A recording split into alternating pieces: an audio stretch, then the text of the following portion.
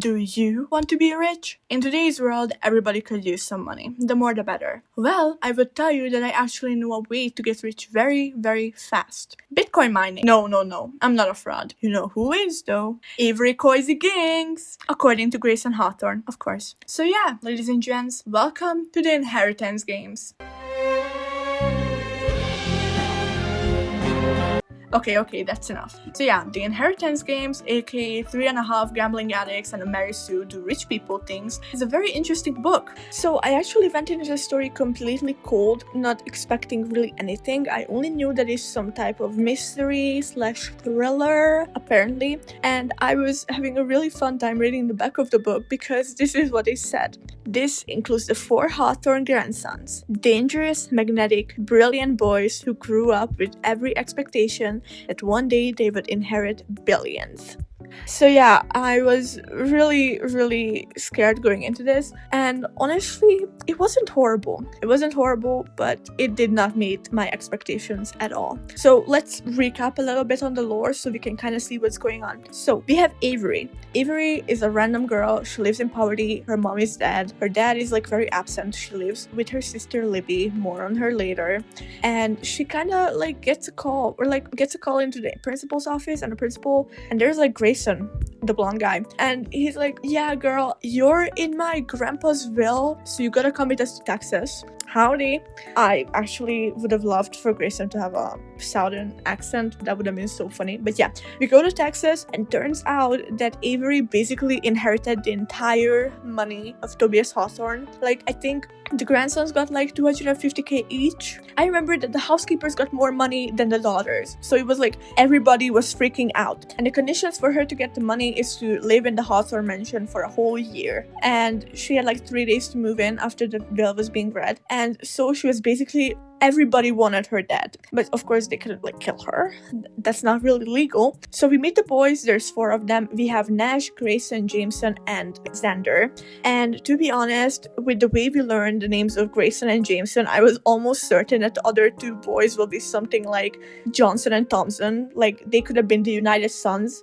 So we meet them. They're like very strange. Everybody says that they're like very mysterious. Like bad happens to people who actually like stay with them, like close to them. And so Avery is told to stay back, but she doesn't, because she's Avery and she can do whatever she wants. She's rich. She gets like a lawyer and a bodyguard, and turns out that whatever Grandpa Tobias is doing, it's kind of like a game. We kind of learned that this guy was basically training these 4 boys to become like low-key gambling addicts or like game addicts. Like, especially Jameson, he's obsessed with everything being a game, and so he kind of like makes friends with Avery so he can kind of like use her for his benefit of the game. And turns out that also Grayson loves to play, and they also like pretend to play together and then just betray each other right in the end.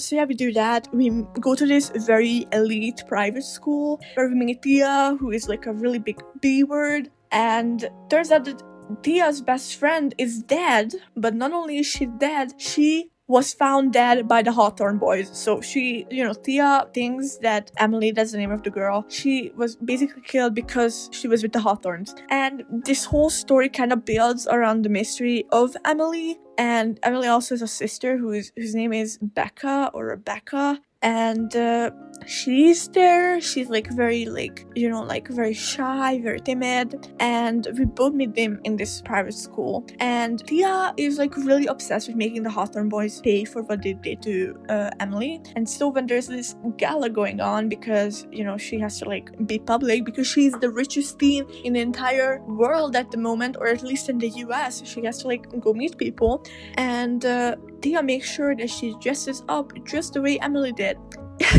This girl literally is like unlocking the PTSD of 2 guys, like Grayson and Jameson. They were like both dating Emily, and Emily kind of made them like play for them. Like, honestly, girl, you do that. It's actually really cool that she did that. But yeah, we do that. We unlock their PTSD. Jameson is like, yeah, I'm quitting this game. And so he kind of does, but at the same time he doesn't. So Avery kind of gets the help of Xander. And turns out that to get the final thing of the game, they have to like be the 4 of them together. And the thing is that Jameson apparently quit. Grayson is like depressed kind of. Xander is there, and Nash is like never wants to participate in those games. Oh, I also forgot to mention that Jameson and Avery kissed. More on that later. But yeah, so Xander kind of goes and collects everyone so they can do it together. They need like fingerprints or something like that. And turns out that Avery's name is a monogram to a very risky gamble, which is something that Grandpa Tobias loved to say, you know. And turns out that Xander was kind of this mastermind of the game. Like that was his task, to get everyone together to play this one final game. And Avery got these sugar packets, and turns out that she actually met Tobias Hawthorne once when she was like very little, apparently, and that there was this convenient homeless man in the beginning of the book who she was playing like poker with and like paying for his breakfast when she lived in poverty. And turns out that that guy is the dead son of Tobias Hawthorne II. So yeah, the situation, I think the whole book, it was basically like in the beginning of the book, they kind of mentioned that he has a dead son, and everyone was like, oh yeah, Tobias Hawthorne II is dead. Or is he? So turns out he's not, and that's Xander's like final task, to find him in the second book. I'm pretty sure that's the second book is going to be about. Honestly, the twist did not amuse me. Like, I think the only plot twist that kind of surprised me was the fact that Thea and Rebecca are like lesbians. Like, I love lesbians, let's go. But that was the only thing that kind of surprised me. The other stuff, it was like pretty So let's talk about the boys, because I think the boys are the most interesting part of this entire book. Like, I only cared about them, and I think they're the only people in this book who actually developed a personality. Maybe Libby did too, but like So I will go with them in age order. I'm going to start with Nash. I fuck with Nash a lot. He is so chill. He's a cowboy. He doesn't care about money. He lives in like poverty, kind of. He doesn't actually. You know, he's one of those rich guys who really like to cosplay as like regular or like poor dudes. But he's like doing it in a nice way. Like, he brings home like poor people to like give them jobs and whatever. And he is also the ex of Avery's lawyer, Alyssa. So that's it. And he's also like flirting with Libby. And I also really like how he actually gives like valid advice to, you know, like Avery about life and about his brothers. And Avery like barely believes him. Like, no, like they're not like that. Like, he must be wrong. Like, who do you think knows them for like years? Also, Nash is the one who kind of helped her in one of the puzzles they had to solve. Like, he was the one who like led her to this secret, like, I think it's a Winchester. I honestly don't know. I don't remember. They have like such funky like middle names. Also, it's kind of funny to mention that they all have different dads. Like, okay, Zara Hawthorne, I wasn't aware of your game. Was it Zara? No, Sky. It was Sky. Yeah, Sky, it's not Zara. Zara is the older one. Zara is a bitch, and also Sky is a bitch. They're both bitches. But yeah, Sky is the mom to all the Hawthorne kids, the grandsons, and they all have like different dads. So that's sad. But yeah, I love Nash. He's like very chill. He doesn't care about the games. He doesn't care about anything, to be honest. He's very nonchalant. Love that for him. You know, he likes Libby's cakes, like these mini cakes that she makes, and that's it. Like, he's a simple man. The next guy who is in the line is Grayson, and I love Grayson. He is one of the first blonde guys in a book that I actually enjoy reading about, but he is actually so fun. I really liked how he was the only one who was actually suspicious of Avery being a fraud. But when he kind of found out that, you know, she's not a fraud, he was like, hey, at least we can be friends, girl. And they actually do. And I really like how with Grayson, I can actually see some yearning going on, and we really appreciate some yearning. In my notes, I wrote that he kind of gives Aaron Warner vibes. I'm not so sure about that, because Aaron is way more arrogant than Grayson, but Grayson is also very sure of himself. Like, he's very arrogant as well. Yeah, the only thing I don't like about him is that he got nice too quickly. Like, I think we didn't really have a transition from him being like very like distrusting of Avery to like being nice to Avery. Like, this was like a, you know, like a snap of a finger. Like, it wasn't really anything there, and I would have enjoyed more of a like change, like a subtle change of him being nice, but I think it was still cool. And I really liked how he kind of turned into one of the number one Avery supporters in the end of the book. It was really fun. But I also know that Avery will not end up with Grayson but Jameson. And now that we mention him, let's go over to Jameson, because I hate that bitch. God, I hate him. In my In the other video, I said that I don't like Dane. My dislike to Dane is nothing against my dislike to Jameson, because that guy, he is really giving massive male manipulator vibes, like the worst way possible. And I get it. He's going to get a redemption. We all know he's going to get a redemption. But the way he saw Avery as an object, as a thing to use for his sake to solve this stupid puzzle, while this girl was basically crushing over him. And even though Nash was like, girl, he's going to look at you as a tool to be used. And she's like, no, but he's handsome and he's telling me riddles and he has like a very good upper body and he has like beautiful striking green eyes. Like, no, girl, he don't like you. He is evil. He's so evil. He's like really reminding me of some people in my life in the worst way possible. So I don't trust him. He was sus from the beginning, and he's still sus as we end the book. And I get it. The reason why Grayson gave up on Avery is because the last time they fought over a girl, Emily died. But I don't know. I would choose Grayson, to be honest, even though he's blonde. Like, the only blonde guy I like is Leon Kennedy. That's it. And then we have my Pookie Xander. I love Xander. He is such a cutie. First of all, can I just mention the fact that he basically became a crypto millionaire? It's kind of like mentioned once in the book that they get a lot of money every single year from their grandpa and they are told to invest in it. And this guy basically bought Bitcoin when he was like 9 or something. Like, he was literally locked in since the beginning, and I honestly love that for him.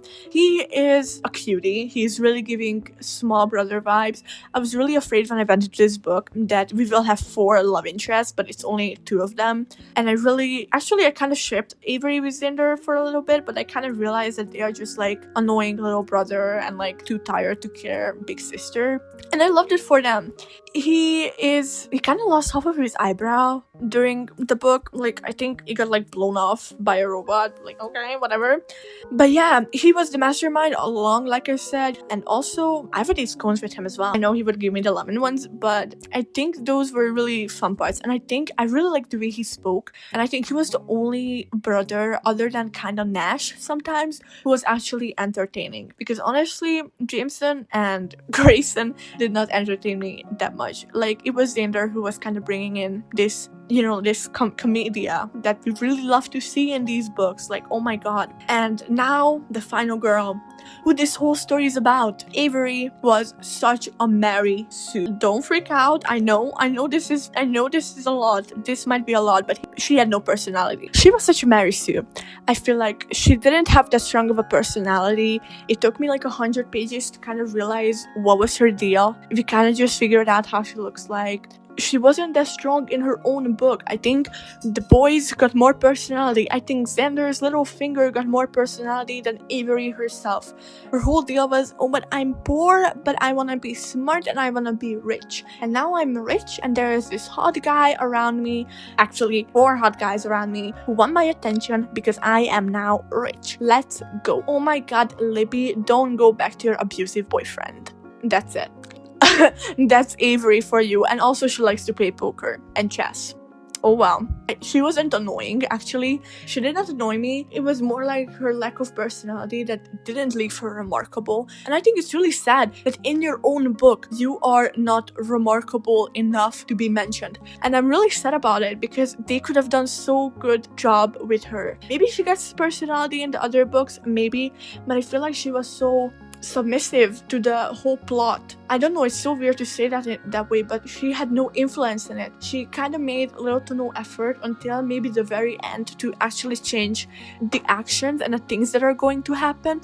Like, she got shot and she was like, oh well, I got shot at. Oh no. Like, of course, and also like Jameson was using her. She was like, oh well, okay. Like, I let him do it because like we're a team. Girl, no, have some self-respect, please. Like, Jameson is giving massive, like, I don't want her, I just want to use her vibes. And I know he's going to get a redemption, but it's so annoying. Like, he was fishy from the second page he was on. Like, I know a male manipulator when I see one.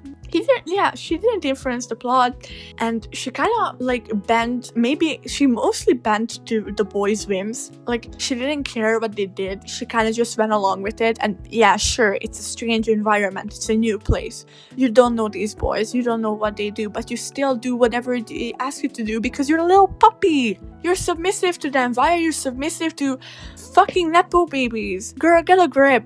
Lock in. And she also had her sister with her. Okay, Libby is even more submissive to people like that, but still, it was just so sad to see. Yeah, the only part I liked about her is when she stood up against Jameson, because like I mentioned, they kissed in in Emily's old bathroom, and when they kissed, she kind of realized that, oh shit, Jameson doesn't want me that way, and she kind of stood up against that, which I actually really respected, because yes, go girl, have some self-respect. I love that. I love it when a girl has that, you know, like, good for her. But yeah, we have a bunch of other people, and I'm just going to mention a few of them. Of course, we have Libby. Libby is her sister. She is kind of like goth. She has she's basically like blue hair and pronouns type stuff. I'm not going to bully her. I love gothic people, but it's so funny because that was the first thing that came into my mind when her appearance was described. She is a very emotional creature. She can be very easily manipulated, and this is why her ex-boyfriend, who is also abusive, like, fuck you, Drake, is abusive, and also he kind of harasses them even after they move into the Hawthorne estate, because Libby basically tells him, like, yeah, my sister just inherited like $46 billion, like, bye, loser. But yeah, and also, like I mentioned, Avery got shot at one point, and it was actually, I think, Sky hiring Drake to shoot Avery. What? Crazy. But yeah, he's in prison now.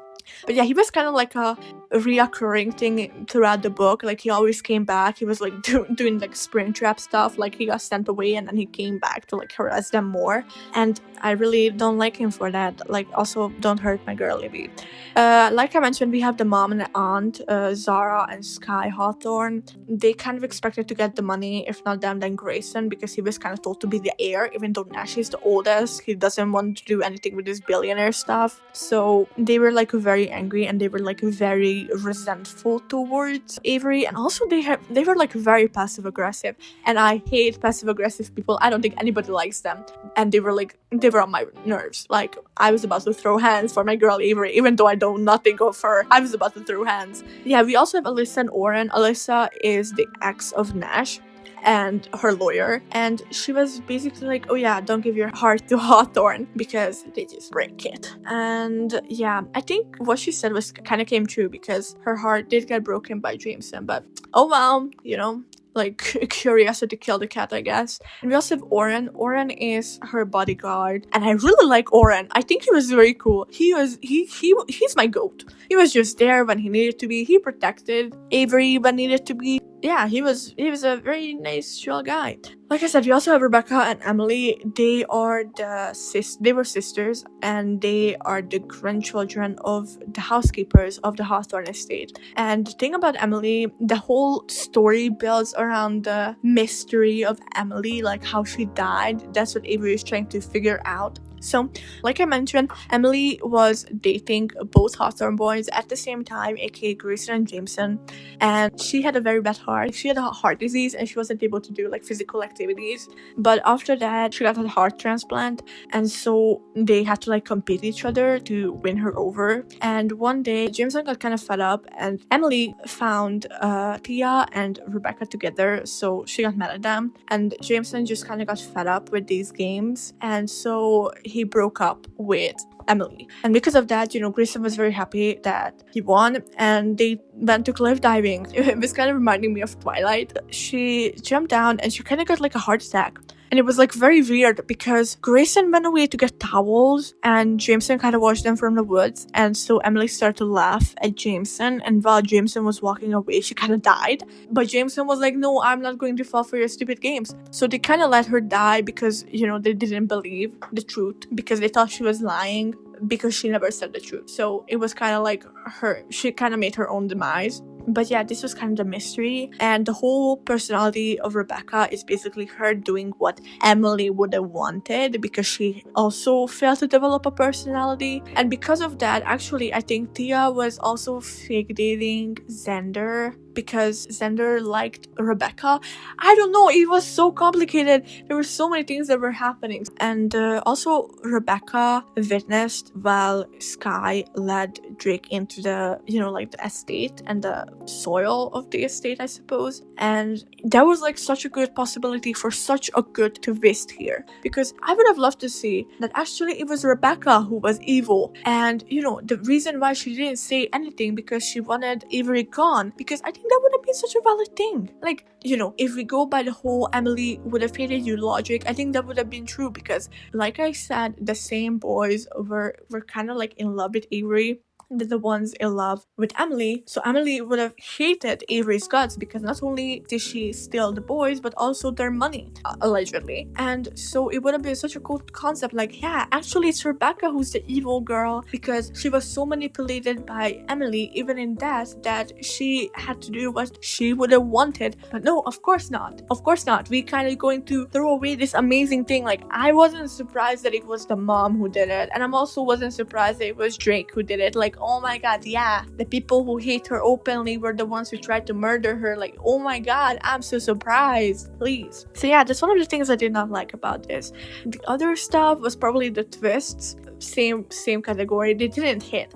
The games were clever. I kind of liked the whole part where the middle names were places they had to find, and it was like numbers, and then they had to find, like, I don't know, I'm honestly confused about the last game. They had to like put like glass parts into like this glass wall, and they got like sunken into the dungeons or something like that. It was pretty confusing, but I kind of liked the game. But the end did not amuse me at all, because I think most people can figure out that Harry, the homeless guy, kind of had like a very important part in the whole plot, and he did. First I thought that he was Tobias Hawthorne at first, but turns out he's Tobias Hawthorne the second, and like, oh yeah, okay, I'm kind of surprised, but I'm kind of not, it's like, that's probably because actually I'm really into Holly Jackson books, and I just finished Not Quite Dead Yet when I started reading the Inheritance games, so maybe I was used to these insane twists. Even though Not Quite Dead Yet, I think the twist of Not Quite Dead Yet is not as insane as it was in the Good Girl's Guide to Murder trilogy. Like, those books were brilliant when it came to twists. They didn't hit the way I'm like too used to the Holly Jackson treatment. And also the boys, they were told to be like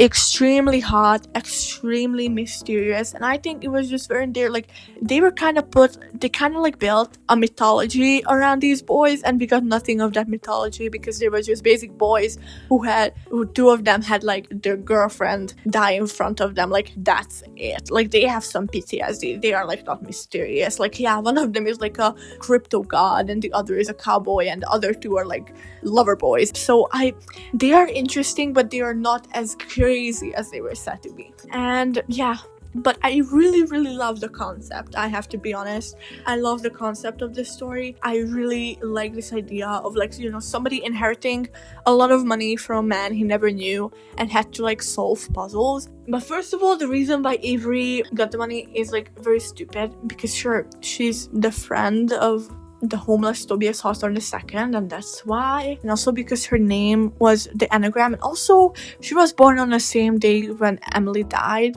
But it's like, I don't know, it wasn't clearly explained like one reason why she inherited the money. Like, sure, we're probably going to explore that more in the second book, but it could have been such a more interesting reason other than that my son is alive, which was probably very expected. Like, the way it was mentioned that, yeah, Tobias Hawthorne II. People expected this to happen, or at least I did.